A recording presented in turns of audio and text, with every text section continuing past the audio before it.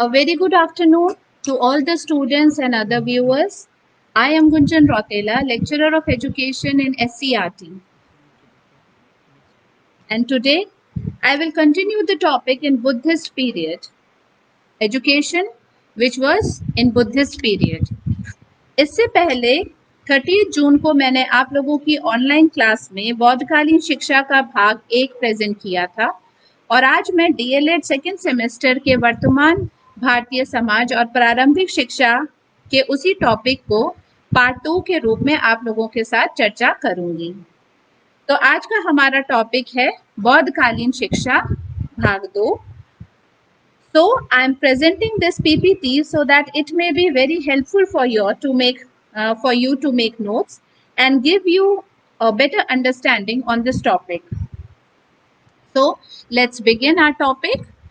इससे पहले की क्लास में आप लोगों को जैसा कि याद होगा कि बौद्धकालीन शिक्षा व्यवस्था को हमने शुरू किया था कि कैसी थी उस समय की बौद्धकालीन शिक्षा की जो व्यवस्था थी, प्रणाली थी, उसकी जो विशेषताएं थी, उसको मैंने आप लोगों के साथ विस्तार में चर्चा किया था।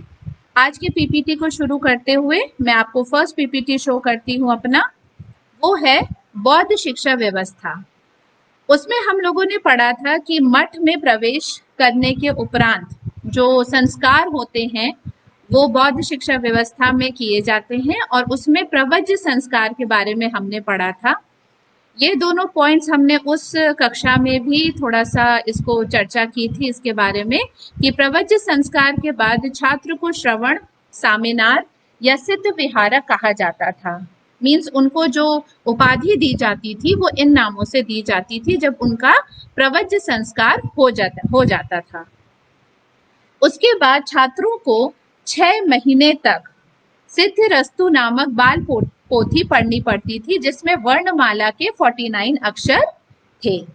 ये हम लोगों ने उस समय चर्चा की थी। ये बौद्ध शिक्षा व्यवस्था की बहुत ही इम्पोर्टेंट 2 पॉइंट्स हैं। उसके बाद हम देखते हैं उसी को कंटिन्यू करते हुए कि सिद्धिरस्तु को समाप्त करने के बाद जो सिद्धिरस्तु नामक बाल पोथी के बारे में हमने पढ़ा, उसको समाप्त करने के बाद जो बालक है वो अपने शिक्षा को कंटिन्यू करता था और वो 5 विधाओं का ज्ञान प्राप्त करता था। 5 तरह की विधाएं होती थी, स्किल्स होते थे जिसमें उनको शिक्षा दी जाती थी बालकों को, और वो उन विद्याओं में पारंगत होते थे, उन विधाओं को का ज्ञान अर्जित करते थे। वो विधाएं कौन सी थी? शब्द विद्या, शिल्प स्थान विद्या, चिकित्सा विद्या, हेतु विद्या एवं आध्यात्म विद्या। हम अपने सभी प्रकार के प्राचीन काल की जो व्यवस्थाएं हैं, शिक्षा व्यवस्थाएं हैं, प्रणालियां हैं, उसमें हम एक चीज नोटिस करते हैं कि आध्यात्म को वैदिककालीन शिक्षा में भी स्थान दिया गया था इम्पोर्टेंट, और उसके बाद बौद्धकालीन शिक्षा व्यवस्था जो थी उसमें भी आध्यात्म को, धर्म को बहुत ही इम्पोर्टेंस दी गई थी। पर इसका अर्थ ये नहीं है कि उनको शब्द विद्या का ज्ञान नहीं दिया जाता था या मेडिसिन का ज्ञान नहीं दिया जाता था। इन विधाओं को जब आप पढ़ेंगे तो आपको ये पता चलेगा कि जो वो बौद्धकालीन सिस्टम ऑफ एजुकेशन था उसमें हर तरह की शिक्षा को बहुत इम्पोर्टेंस दी जाती थी, और इवन जो स्टूडेंट्स थे उनको नॉर्मल जो मेडिसिनल जो नॉलेज है वो भी दिया जाता था। मीन्स टैलेंट तो बाद में बच्चे का पता चलता था, इंटरेस्ट धीरे धीरे डेवलप होता है ग्रेजुअली। जब हम शुरू में बच्चों को पढ़ाना शुरू करते हैं तो एट द एज ऑफ 5 और 6 वी कैन नॉट से कि उस बच्चे का इंटरेस्ट क्या है या वो किस में टैलेंटेड है। तो उनको हर प्रकार की जो विधाएं हैं, जो स्किल्स हैं, वो देनी चाहिए। हर प्रकार के नॉलेज से उनको उनका कॉन्सेप्ट क्लियर करना चाहिए जिससे कि उनका बेसिक मजबूत हो। जब उनको बेसिक नॉलेज हम हर चीज़ की देते हैं, इवन म्यूज़िक की देते हैं, थोड़ी सी मेडिसिनल नॉलेज देते हैं, वर्ड्स का देते हैं, मैथमेटिकल नॉलेज देते हैं, तो धीरे धीरे बाद में ग्रेजुअली क्या होता है कि उनका किसी एक चीज़ में इंक्लाइनेशन होता है, इंटरेस्ट बिल्डअप होता है, और वो उस टैलेंट को लेकर के, उस इंटरेस्ट को लेकर के अपना प्रोफेशन डिसाइड करते हैं। यही सिस्टम बौद्धकालीन शिक्षा व्यवस्था में भी अपनाई जाती थी, जहाँ पे हर बच्चे को पहले सिद्धरस्तु नामक बाल पोथी का ज्ञान दिया जाता था और उसके बाद उन्हें इन 5 नॉलेजेस में उनको शिक्षा दी जाती थी कि वो उस नॉलेज को गेन करें और उसको डेवलप करें। उसके बाद हम देखते हैं कि प्राथमिक शिक्षा जो होती थी वो 12 वर्ष तक चलती थी। 12 वर्ष के बाद 20 वर्ष की आयु में उपसंपदा संस्कार होता था। इन संस्कारों के बारे में हमने अपनी पहली कक्षा में 16 संस्कारों के बारे में बहुत ही डिटेल में पढ़ा था। उसी तरह आप लोगों को हर सिस्टम ऑफ एजुकेशन में संस्कारों का महत्व पता चलेगा कि प्राचीन काल में जो हमारी जितनी भी एजुकेशन सिस्टम्स थे, जितनी भी एजुकेशन प्रणालियां थी, उन सभी में संस्कारों का बहुत महत्व था और हर संस्कार एक फिक्स्ड एज में किया जाता था जिसके बाद उन्हें नॉलेज दिया जाता था या वो समाज में वापस उनको जो एडजस्टमेंट होता था वो किया जाता था।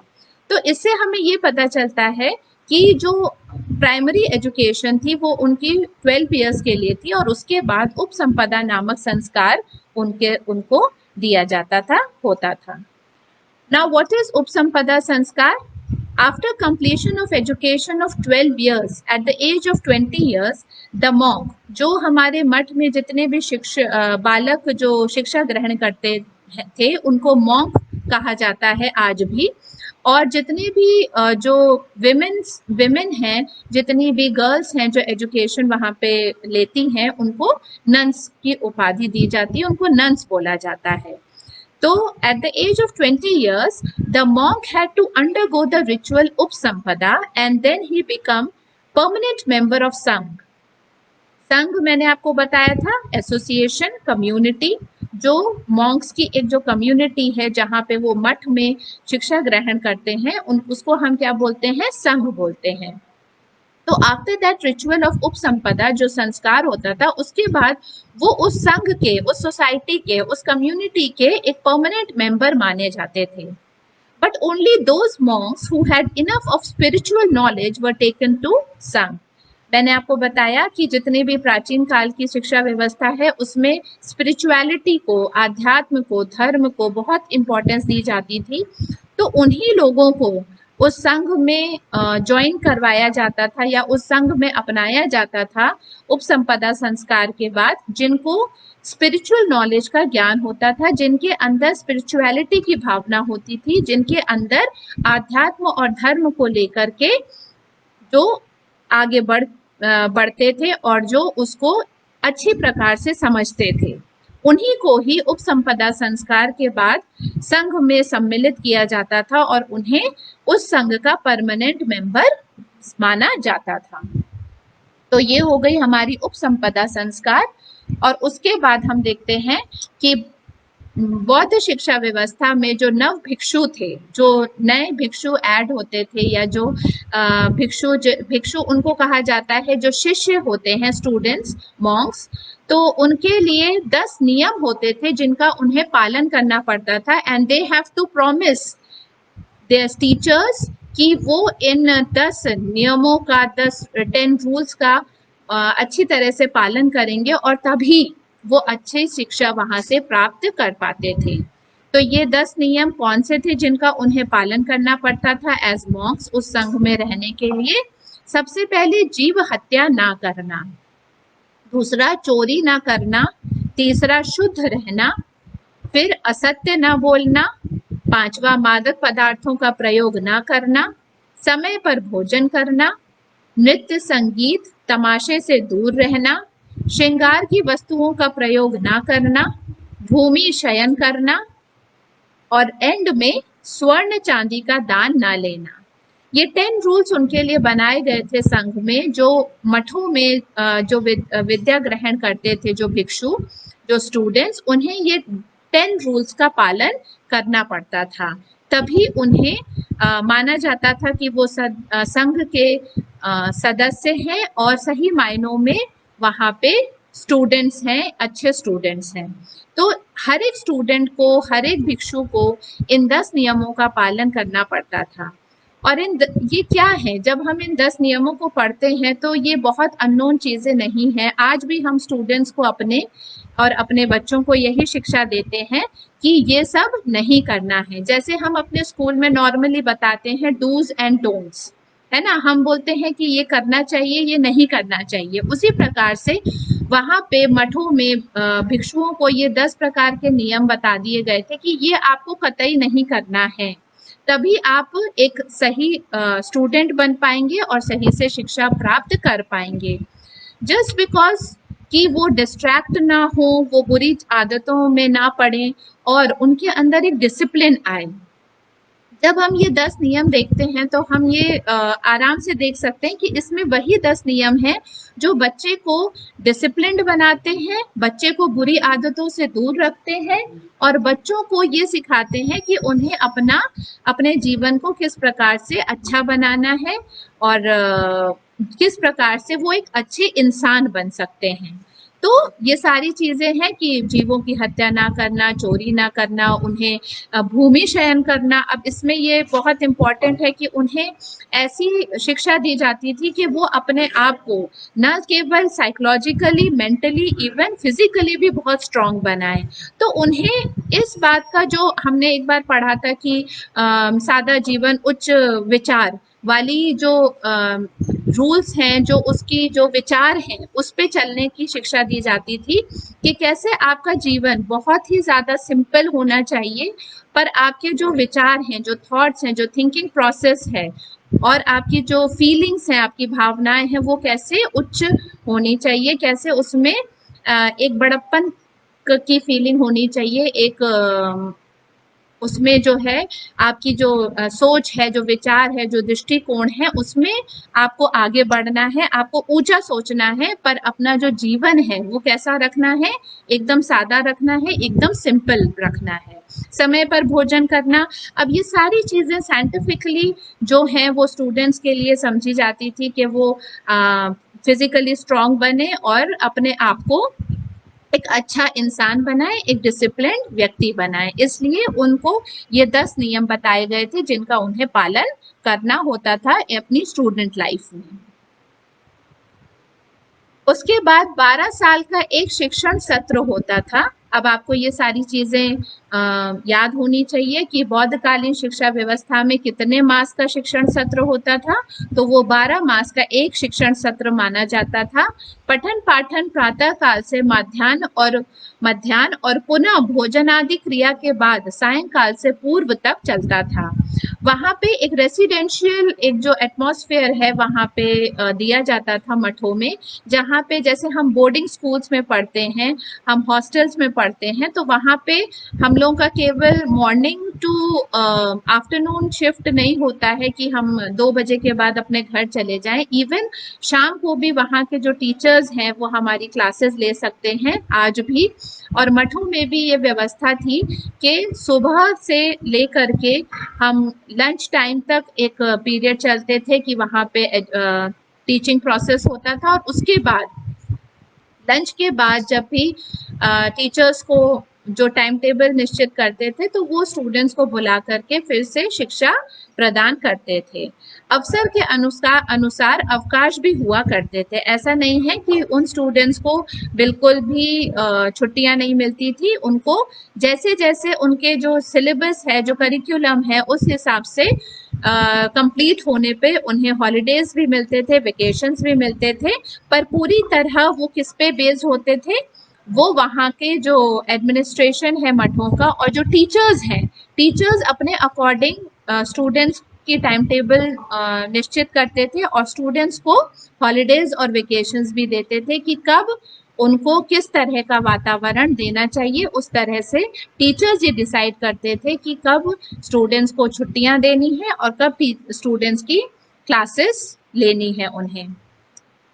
उसके बाद हम ये एक मैंने एक ब्यूटीफुल पिक्चर यहाँ पे आप लोगों को दिखाने की कोशिश करी है।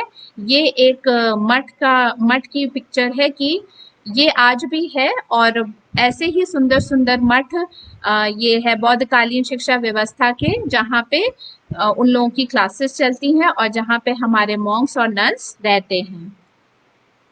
तो हम इसी के बारे में पढ़ते हैं। मठ व्यवस्था। शिक्षण कार्य मठों में किया जाता था, जो बड़े बड़े भवन हुआ करते थे।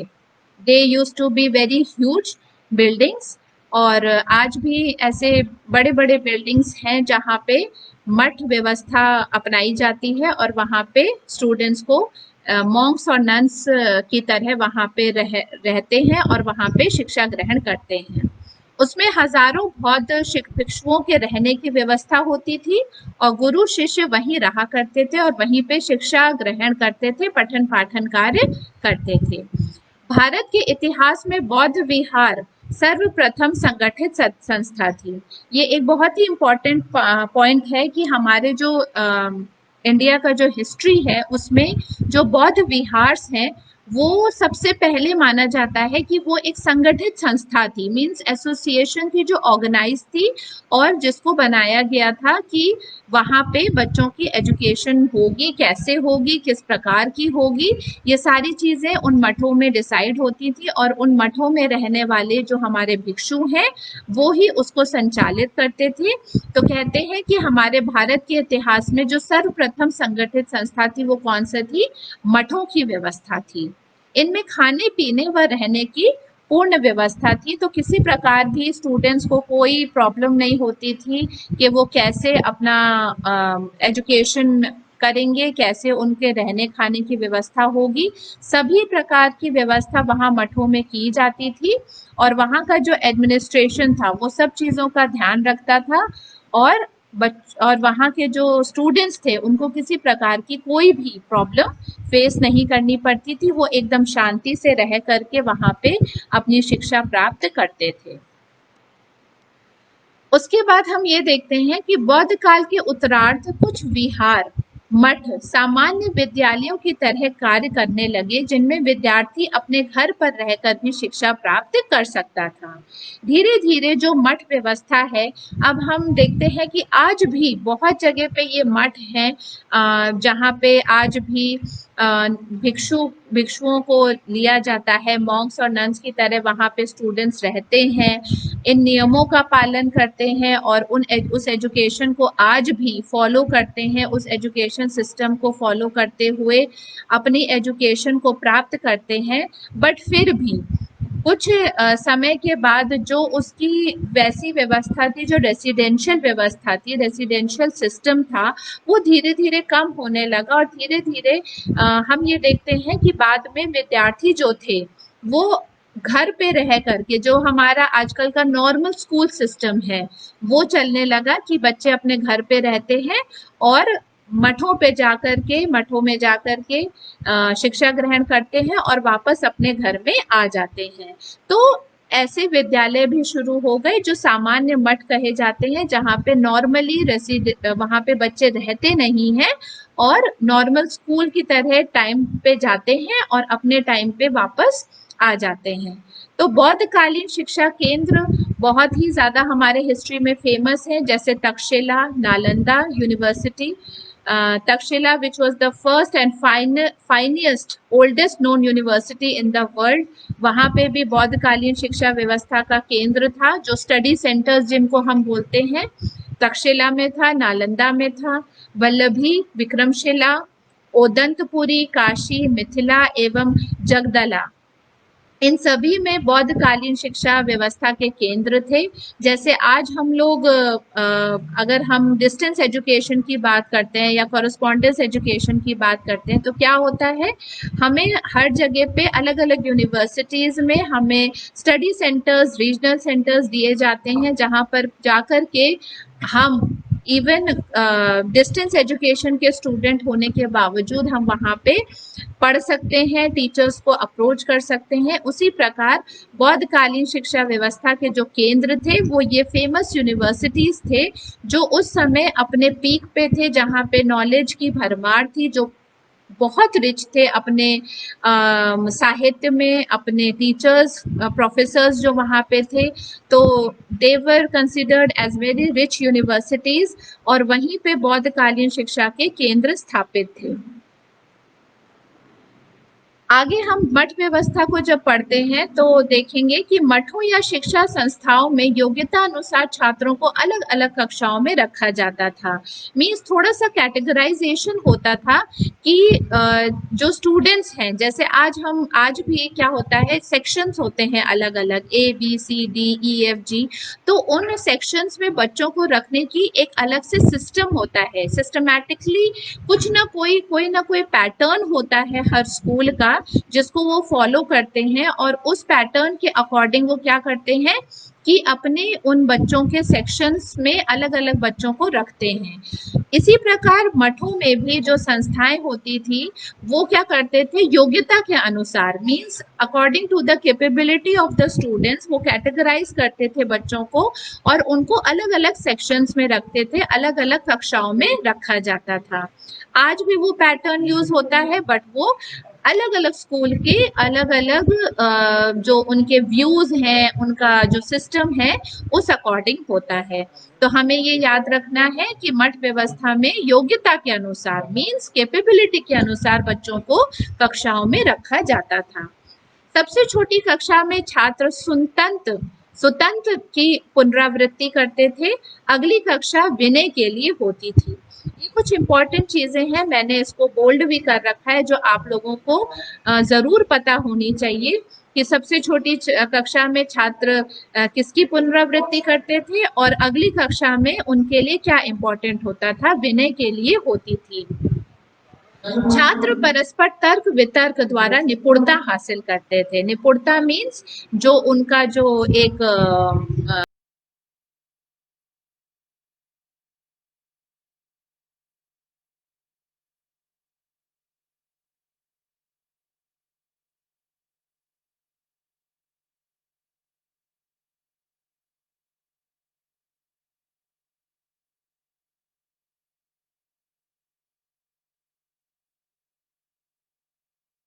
क्या कहते हैं उसको, एक निपुण होने की है, एक जो जिसमें वो अपनी एक्सपर्टीज हासिल करते हैं, जिसको हम कहते हैं एक्सपर्ट होते हैं। तो तर्क किसके द्वारा, उनको तर्क वितर्क कराया जाता था, मींस डिबेट, एलोक्यूशंस, जो आज भी हम अपने स्कूल्स में स्टूडेंट्स को कराते हैं, to make them perfect, to make them निपुण in some kind of expert in some kind of topics और सब्जेक्ट्स।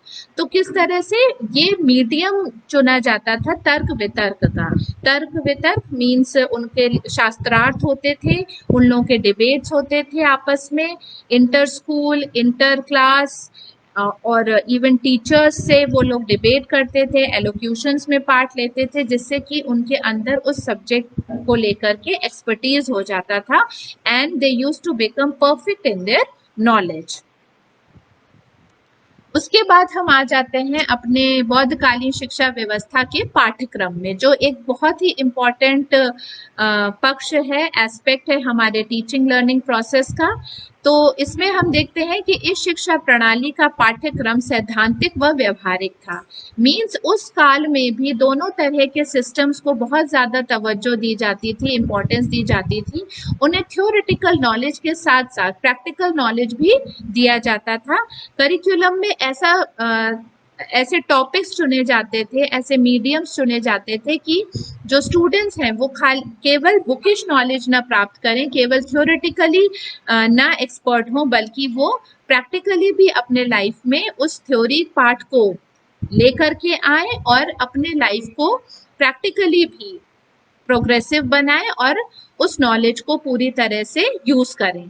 यही है व्यवहारिक होने का मतलब। जब हम थ्योरी को अपने प्रैक्टिकल लाइफ में लेके आते हैं, रिलेट कर लेते हैं, तभी हम उस थ्योरेटिकल नॉलेज को फुलफिल कर पाते हैं कि यस, नाउ हम उस बात को अच्छी तरह से समझ गए हैं और हम अपनी लाइफ में उसको व्यवहारिक बनाते हुए अपने लाइफ को बेहतर बना रहे हैं। तभी वो थ्योरेटिकल जो हमारा पक्ष है वो भी मजबूत माना जाता है।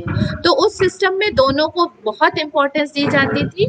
धार्मिक पाठ्यक्रम में बौद्ध साहित्य का अध्ययन, जो उनका धार्मिक पाठ्यक्रम होता था, रिलीजियस जो करिकुलम होता था, उसमें वो क्या अध्ययन करवाते थे, वो बौद्ध साहित्य मीन्स लिटरेचर ऑफ बुद्ध जो होता था वो उसका करिकुलम में था उनके।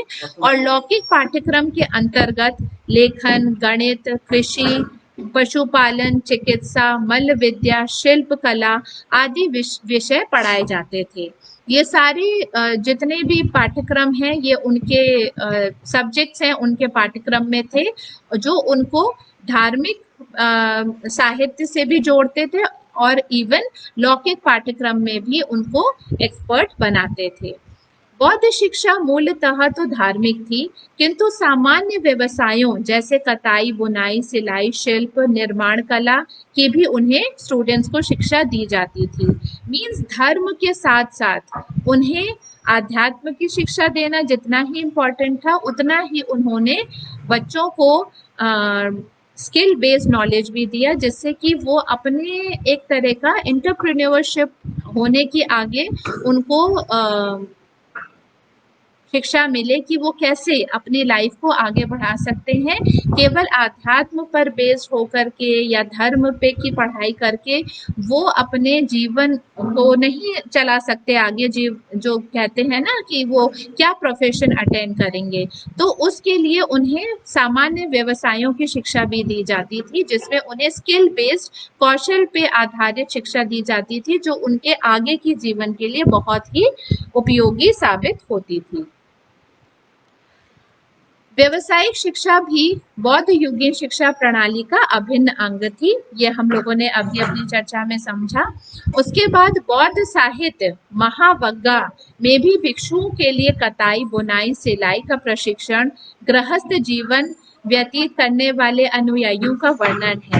मीन्स जो उनका जो बौद्ध साहित्य है महावग्गा, उसमें यदि हम उसको पढ़ते हैं कभी तो हम ये जानेंगे कि उसमें भी इन सभी चीज़ों का डिस्क्रिप्शन है, बहुत अच्छा डिस्क्रिप्शन है कि किस प्रकार स्टूडेंट्स को कताई, बुनाई, सिलाई की ट्रेनिंग दी जाए, किस प्रकार उन्हें गृहस्थ जीवन के बारे में बताया जाए, जिससे कि ये सारी चीज़ें क्या है, हम जब टीचिंग लर्निंग प्रोसेस पढ़ते हैं तो उसमें हम यही तो सीखते हैं कि कैसे बच्चे का ऑल राउंड डेवलपमेंट करना है, जिसको कहते हैं सर्वांगीण विकास करना।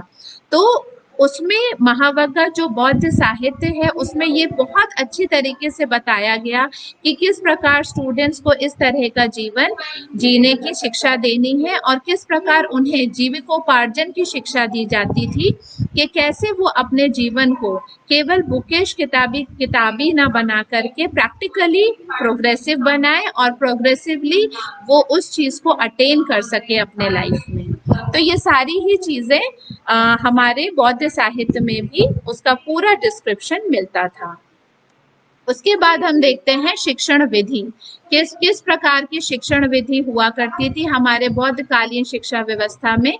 शिक्षण विधि एक्चुअली मौखिक हुआ करती थी। ये हमने पहले भी जाना कि पहले के जो प्राचीन काल के जो एजुकेशन सिस्टम था उसमें लिखित शिक्षा पे कम ध्यान दिया जाता था, बल्कि वहाँ की उस समय की जो एजुकेशन सिस्टम था वो मौखिक था, मीन्स वर्बली जो ओरल शिक्षा दी जाती थी उसका ज़्यादा प्रचलन था। और उसके बाद शिक्षण का माध्यम जो था वो जन भाषाएं थी, वह पाली थी। मीन उस समय जो टीचिंग लर्निंग का जो मीडियम था वो जन भाषाएं थी, मीन्स रीजनल लैंग्वेजेस को इम्पोर्टेंस दी जाती थी और वहाँ की जो मुख्य भाषा थी वो पाली थी। इसलिए बौद्धकालीन शिक्षा व्यवस्था में हम बोलते हैं कि जो लैंग्वेज यूज की जाती थी, मीडियम ऑफ लैंग्वेज था वो था पाली।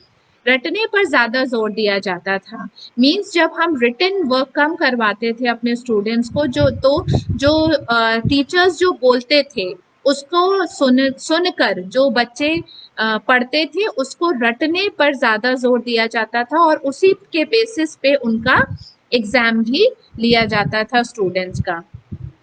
और क्योंकि उनकी जो medium of teaching learning process था, जो उनका जो भाषा थी वो उनकी लोकल लैंग्वेज थी, रीजनल लैंग्वेज थी, इसलिए उस समय जो बच्चों का जो लेवल ऑफ अंडरस्टैंडिंग था, हम कह सकते हैं बहुत ही अच्छा था।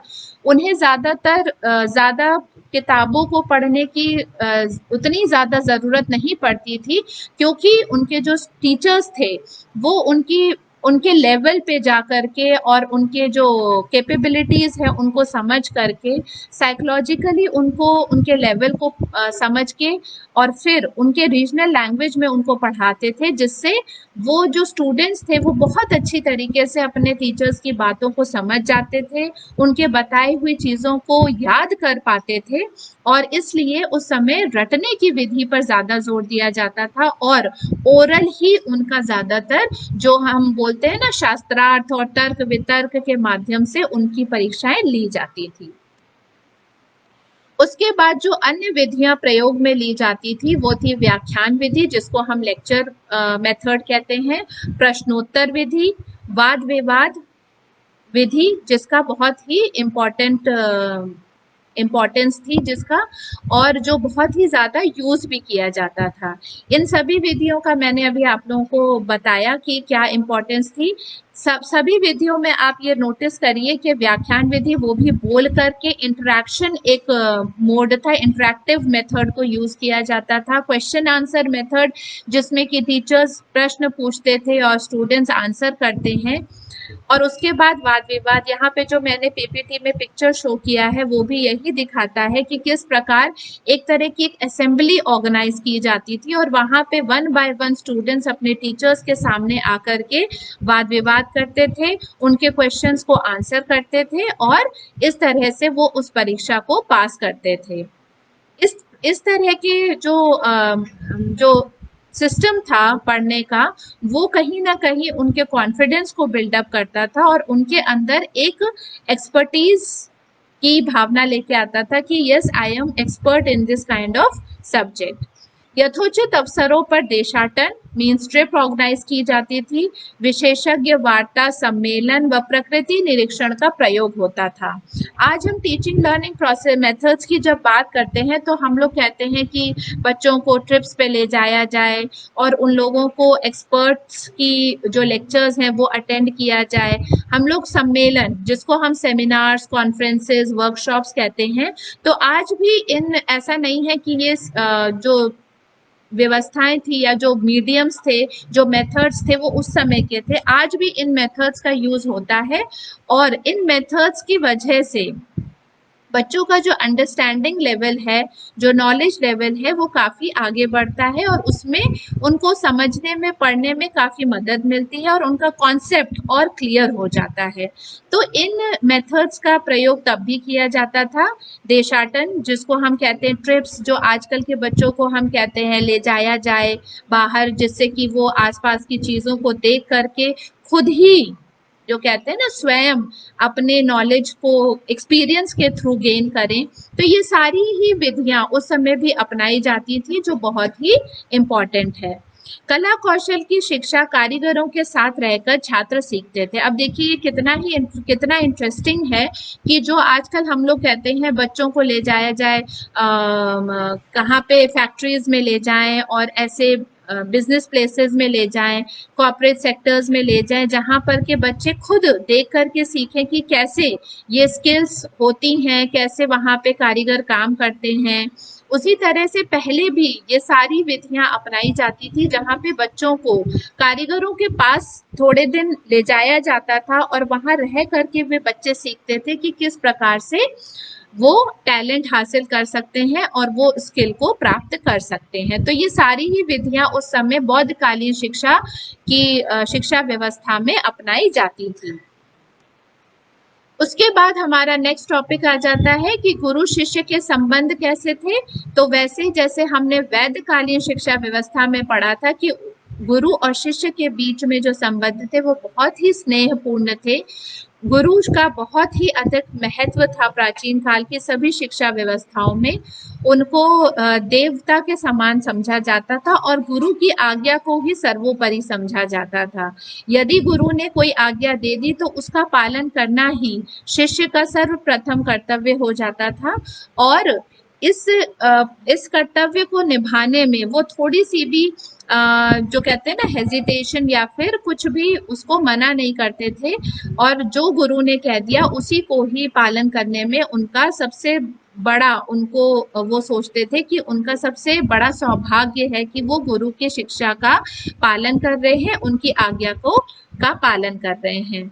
वह गुरु की सेवा करते थे, उनकी दिनचर्या का ख्याल रखते थे, साफ सफाई और इवन भोजन की व्यवस्था भी शिष्य पूरी कर्तव्य निष्ठता के साथ करते थे और गुरु की सेवा करते थे।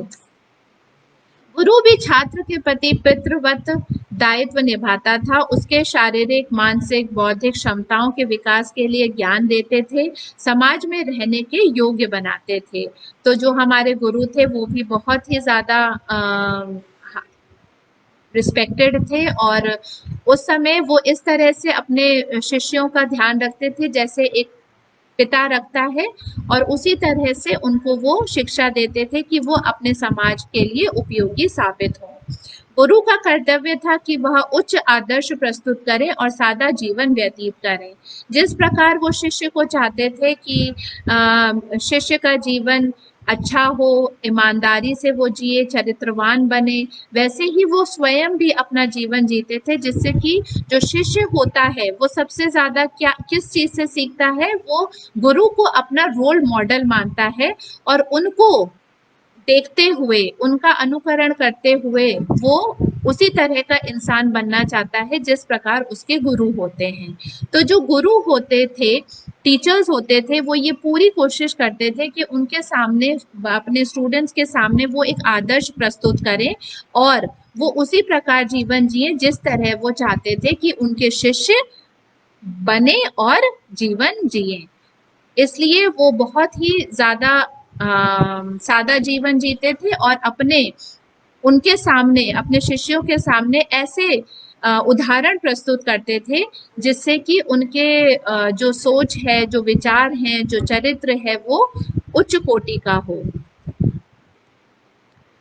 उसके बाद हम देखते हैं कि बौद्धकालीन शिक्षा व्यवस्था में स्त्री की जो शिक्षा व्यवस्था थी वो भी बहुत ही ज्यादा प्रोत्साहन करने वाली थी। उस समय स्त्रियों को जो शिक्षा दी जाती थी उसको कहते हैं कि बहुत ही ज्यादा उनको इम्पोर्टेंस दी जाती थी, उनको प्रोत्साहन मिला कि किस प्रकार से विमेन एजुकेशन को उन्हें शामिल करना है अपने बौद्धकालीन शिक्षा व्यवस्था में, और उन्होंने इम्पोर्टेंस दी विमेन एजुकेशन को। और संघ में प्रशिक्षु के रूप में प्रवेश लेने वाली महिला, जो प्रथम महिला थी, उनको हम जानते हैं विमाता प्रजापति गौतमी के नाम से, जिन्होंने वहां पे बौद्धकालीन शिक्षा व्यवस्था में महिला बुद्ध के रूप में प्रवेश किया और स्त्री शिक्षा को प्रोत्साहन मिला, और उस तरह से जो बौद्धकालीन शिक्षा व्यवस्था थी उसमें महिला शिक्षा को आगे बढ़ाया गया। मठ विहार में महिलाओं को भिक्षुणों के रूप में रहना पड़ता था, उन्हें भी भिक्षुओं के समान शिक्षा दी जाती थी। उनके लिए जो डिफरेंस था वो कुछ नहीं था कि उन्हें अलग तरह का जीवन जीना है, उन्हें भी जो बालक थे भिक्षु, उन्हीं के समान बालिकाओं को भी प्रवेश दिया जाता था, उन्हें भिक्षुणु कहा जाता था और उन्हें भी मठ में रह करके शिक्षा ग्रहण करनी होती थी। विमेन एजुकेशन को आगे पढ़ते हुए हम ये कुछ पॉइंट्स देखते हैं। Previously women were not allowed to get education, वहां पे जो प्राचीन व्यवस्था थी उसमें विमेन को अलाउड नहीं था, बट उसके बाद after the request of his disciple Anand, जो आनंद थे वो लॉर्ड बुद्धा के एक स्टूडेंट थे, और उन्होंने ये कहा जाता है कि लॉर्ड बुद्धा को ये रिक्वेस्ट करी कि संघ में विमेन को भी जगह दी जाए, उनके एजुकेशन पे भी फोकस किया जाए, और उसके बाद कहा जाता है कि भिक्षुनीज were allowed to get attain knowledge over there and study over in the sangh and vihars. So bhikshus are not permitted to give education to women in alone. Means एक ये important point है, जो भिक्षुस थे वो permitted नहीं थे कि वो अकेले में किसी भी महिला को एजुकेशन दें या शिक्षा प्रदान करें, ये वहाँ का एक नियम था। Women were considered inferior to men. थोड़ा सा ये कहीं हमारे प्राचीन व्यवस्था में ये देखा जाता है, ये फ्लॉ देखा जाता है कि विमेन को उतना ज़्यादा मतलब नहीं उसके समान समझा जाता था। एक इक्वालिटी के कहीं न कहीं लैकनेस थी, कहीं न कहीं कमी थी और विमेन को थोड़ा-सा इंफीरियर देखा जाता था। बट फिर भी आनंद जो उनके डिसाइपल थे लॉर्ड बुद्धा के, उनके कहने पर विमेन को संघ में आने की अनुमति दी गई और उन्हें परमिट किया गया कि वो शिक्षा ग्रहण कर सकते हैं मठों में रह करके, विहार्स में रह करके। General women were not allowed to get education, means थोड़ी सी स्पेसिफिकेशन थी कि वहाँ पे जो ऐसी लेडीज थी जो उच्च वर्ग की थी और जो कहीं ना कहीं से उस संघ से जुड़ी हुई थी, उन लेडीज को, उन विमेन को एजुकेशन प्राप्त करने की परमिशन थी। बट जो ऑर्डिनरी महिलाएं थी उनको उस संघ में आने की अनुमति तब भी प्राप्त नहीं थी।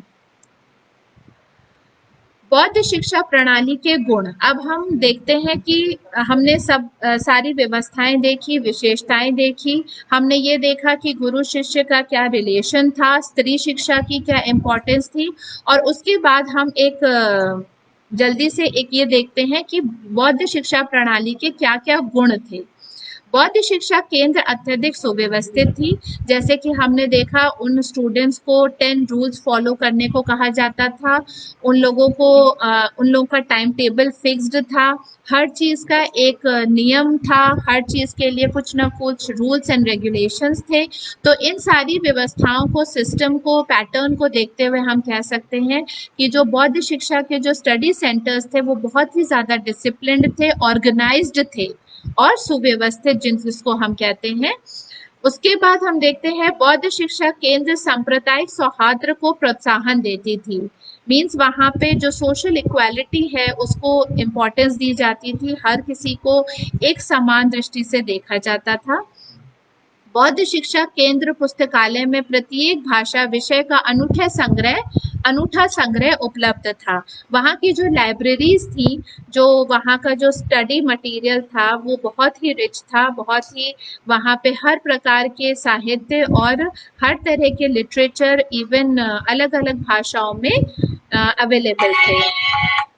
उसके बाद जन भाषा का शिक्षा में प्रयोग लोकप्रियता का कारण था।